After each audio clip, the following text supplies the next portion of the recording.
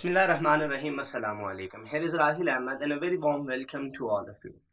This is official YouTube channel Rahil Ahmed. We bring for you educational, motivational and interesting science lectures. Do subscribe and stay connected.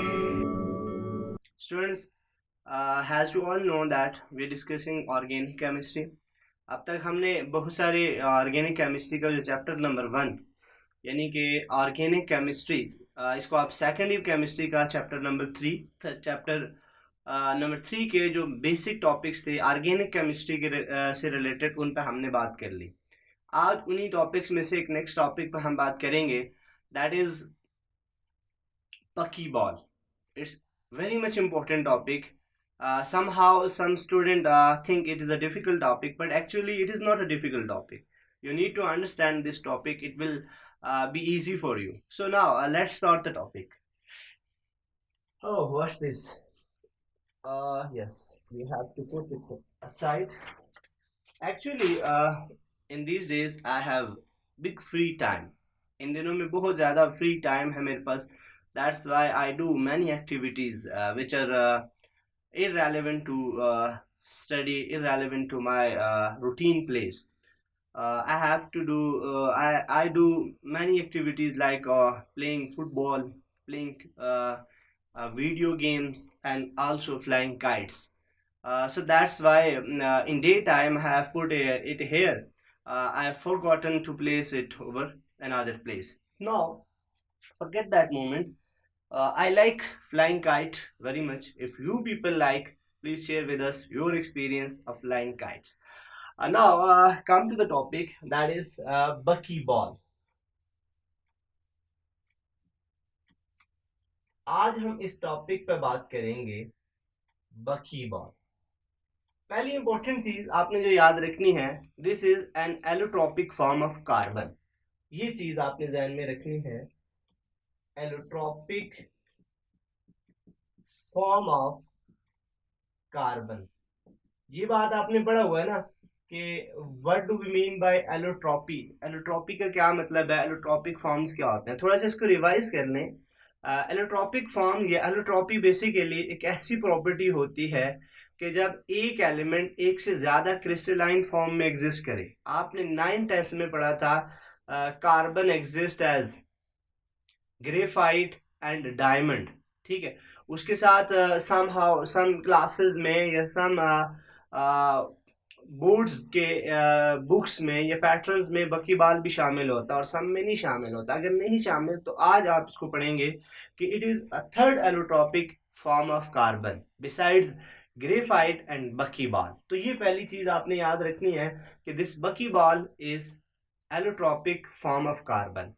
अब ये है क्या, इसको याद रखना है कि एक क्लास ऑफ स्ट्रक्चर का एक मेंबर है, यानी कि क्लास ऑफ स्ट्रक्चर में से एक मेंबर आप कह सकते हैं कि दिस इज बकीबाल. तो आप ये कह सकते हो कि it is member of class of structures. मतलब स्ट्रक्चर की एक क्लास का ये एक मेंबर्स है, मेंबर. और वो स्ट्रक्चर क्या होती हैं, कॉल्ड फुलोरीन. उन स्ट्रक्चर्स को हम क्या कहते हैं, फुलोरीन. अब ये जो इंपॉर्टेंट चीज आपने अपने माइंड में बिठा लेनी है कि फुलोरीन की क्लास में से एक फुलोरीन को हम क्या कहेंगे, बकीबाल कहेंगे. ठीक है, अब क्वेश्चन ये आता है कि what do we mean by fullerene. Fullerene का क्या मतलब है, ये चीज आपने पहले जहन में रखनी है. फुलोरीन हम किसे कहेंगे, देखिए याद रखिए, फुलोरीन एक ऐसी स्ट्रक्चर्स को कहते हैं जो इंटायरली कार्बन पे मुश्तमिल हो, यानी कि टोटली उनमें कार्बन मौजूद हो, सिर्फ और सिर्फ कार्बन मौजूद हो. एंड कार्बन में arrange itself in ellipsoid tube or in sphere form. ठीक है, तो आप ये कह सकते हो कि these are structures entirely composed of carbon सिर्फ और सिर्फ कार्बन पर मुश्तमिल होती हैं, अरेंज्ड इन स्फीयर, एलिप्साइड,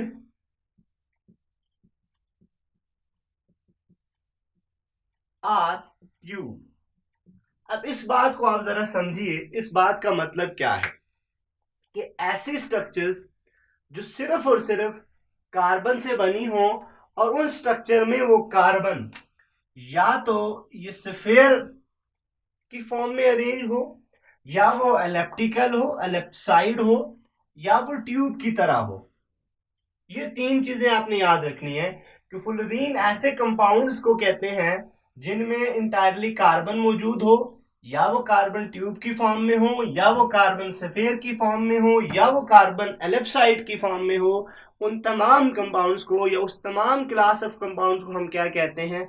फुलरीन कहते हैं। और उनमें से अब फुलरीन एलिप्साइड भी हो सकती हैं, ट्यूब फॉर्म में भी हो सकती हैं, ठीक है, और स्फेरिकल फॉर्म में भी हो सकती हैं। लेकिन इन तीनों में से जो स्फेरिकल फुलोरीन्स होंगी, दीज आर बेसिकली बकीबॉल्स। तो हम ये आपने अब ज़हन में बात बिठा लेनी है कि स्फेरिकल फुलोरीन्स आर बकीबॉल्स। अब मेरे ख्याल से आपको ये पॉइंट क्लियर हो गया होगा कि इन फ्लोरीन में से जो स्फेरिकल फ्लोरीन्स होंगी कि जब कार्बन एटम स्फीयर की फॉर्म में अपने आप को अरेंज करेंगे, that structure is known as buckyball. तो आई होप ये आइडिया आपको समझ में आ चुका होगा। स्टिल अगर आपको यहाँ तक इस इन पॉइंट तक कोई कंफ्यूजन है तो उस वक्त आप कमेंट बॉक्स में हमारे साथ शेयर कीजिए। अच्छा, अब आगे चलते हैं कि अब बात ये आती है कि इस बकीबाल को डिस्कवर कब किया और किन्होंने कब डिस्कवर किया। राउंड अबाउट 1985 इसको डिस्कवर किया 5 साइंटिस्ट ने। मे भी इस डेट को आपने चेक कर लेना है कि 1985 है या 1995 है। I am not sure about exact date, you have to mention it in comment box whether it is 1985 or it is 1995. I'm not quite sure about the exact date of discovery of buckyball. But the point is that the 5 different scientists, these are mainly Richard Smalley, Robert O'Brien, Robert Curl, ठीक है, James Heath, and one more Croto. These are the 5 different scientists who collectively worked on carbon and fluorines and finally discovered another allotropic form of carbon, that was buckyball. And for this magnificent work, एक शानदार work था इन तमाम scientist का, इसकी base पर उनको later on around 1995 Nobel prize भी दिया गया। ठीक है, तो ये आपने याद रखना है कि ये अच्छा, एक और चीज याद रखना है कि बकीबाल में बेसिकली, अब एक और चीज यहाँ पे मैं इसको फॉरगेट कर गया था कि बेसिकली इसको बकीबाल क्यों कहा गया। एक आर्किटेक्चर था Buckminster, Robert Buckminster.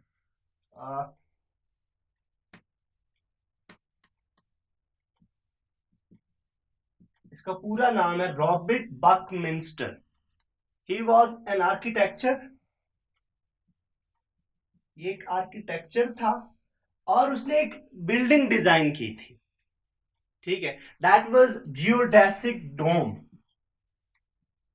Geodesic dome, ये जरा दोबारा सुन लीजिए।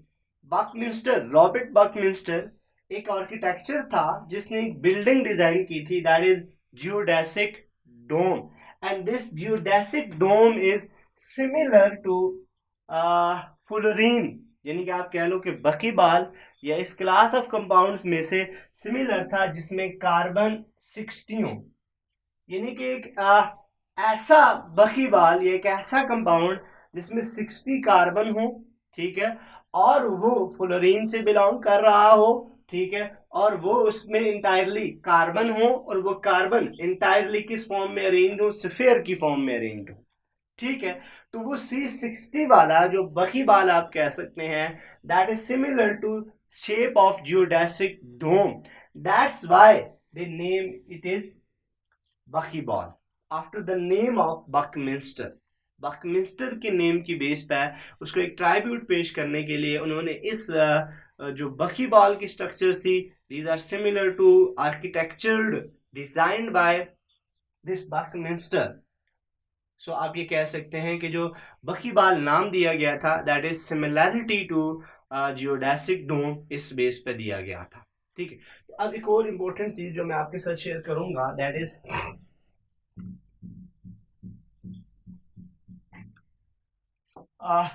इसके अंदर जो बकीबाल्स होते हैं, they may contain 20 carbon C20, they may contain 60 carbon, they may contain 70 carbon, they may contain 76 carbon, they may contain 78 carbon। ये इस तरह के डिफरेंट नंबर ऑफ कार्बन के साथ बकीबाल्स मौजूद हो सकती हैं, ठीक है। अब एक चीज आपने याद रखनी है कि जो बकीबाल की इंटायर स्ट्रक्चर बनेगी उसमें जो इंडिविजुअल या सिंपल यूनिट्स बनेंगे, that may be hexagonal, that may be pentagonal. आपने अगर फुटबॉल खेला हो तो फुटबॉल में आपने देखा होगा कि छोटे छोटे पैचेस लगे होते हैं। सम टाइम आपने अगर फुटबॉल देखा हो तो उसमें सम टाइम इस तरह के पैचेस होते हैं,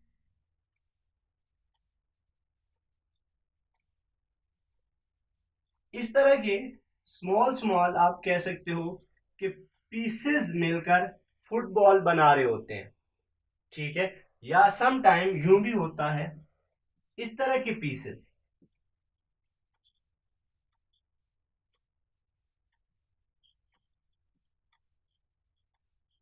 मिलकर फुटबॉल बना रहे होते हैं, ठीक है।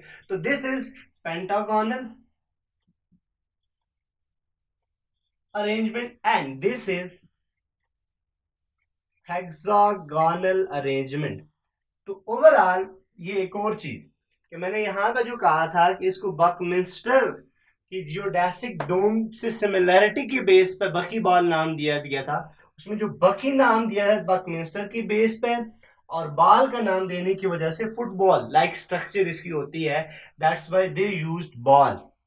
बकीबाल पूरा नाम इसका इस तरह से पड़ा है, ठीक है। तो इसको भी आपने याद रखना है कि ये सेंटर से खाली होती है, जैसे फुटबॉल सराउंडिंग में आपको इस तरह के पैचेस नजर आ रहे होते हैं, ठीक है। इनमें इन कार्नर्स पे यहाँ कार्नर्स पे कार्बन एटम मौजूद होंगे और सेंटर से खाली, लाइक अ हॉलो केज, जैसे एक पिंजरा होता है। आप पिंजरे में भी आपने अक्सर देखा होगा स्केयर, जो उसकी जाली होती है उस पे यूं स्केयर्स बने होते हैं, ये इस तरह से,